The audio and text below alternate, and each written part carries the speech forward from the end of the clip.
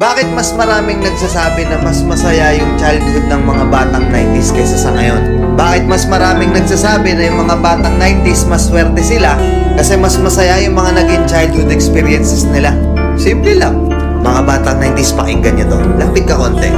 Nung panahon natin, hindi pa uso cellphone. Hindi pa uso yung puro Mobile Legends, lalaro ka sa cellphone, manonood ka sa cellphone. Lahat ng laro natin nung bata tayo, puro physical. Naalala mo pa ba yung lalabas ka sa hapon para lang makipaglaro sa mga kaibigan mo? Yung tipong nababadtrip ka na kasi nabuburot ka na sa laro. Pero tuloy ka pa rin kasi masaya ka makipaglaro sa kanila. Yung tipong lalabas ka ng alas 3 ng hapon hanggang alas 6, hindi ka na pwedeng magpagabi kasi mapapalo ka. Pero yung maiksing oras na yun para makapaglaro ka, pakiramdam mo ang haba-haba na. Naalala mo pa ba? Pag galing mo sa eskwela, madaling-madali ka kasi may papanoorin ka pa. Oo, kasi yung mga palabas sa TV noon, puro pang bata pa. Puro cartoons, may mga anime pa. Nakakatuwa kasi yung mga palabas noon talagang nakakatulong sa bata.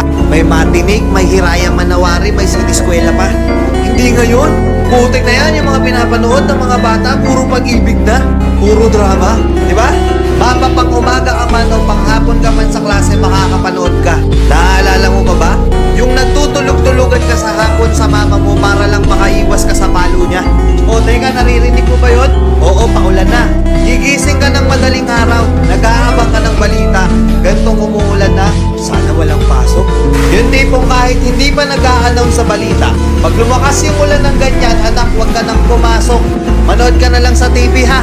Makikipagtampisaw ka sa ulan kasama ibang mga bata.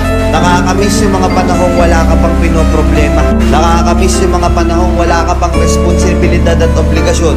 Nakakamiss yung mga panahon nung ikaw ay bata pa.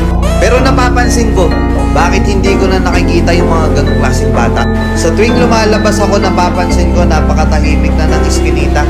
Hapon na, oras na ng paglalaro nila. Pero bakit ganon wala ng mga bata? Nasa na sila?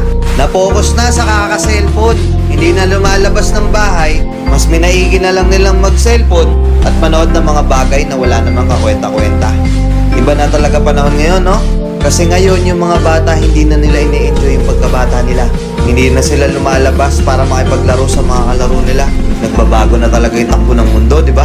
Kaya kung ako tatanungin, oo, masaya ako na naging parte ako ng batang 90s na to.